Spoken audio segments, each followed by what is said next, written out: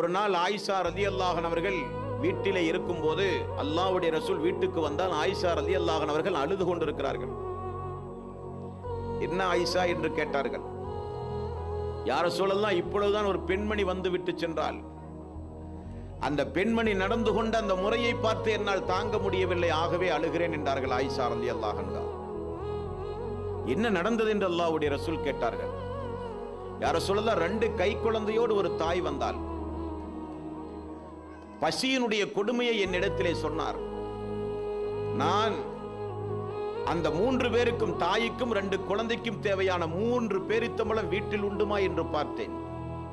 வீட்டில் இருந்ததோ 2 பேரித்தம்பழம் யா ரசூலல்லாஹ். 3 பேரித்தம்பழம் இருந்தது யா ரசூலல்லாஹ்.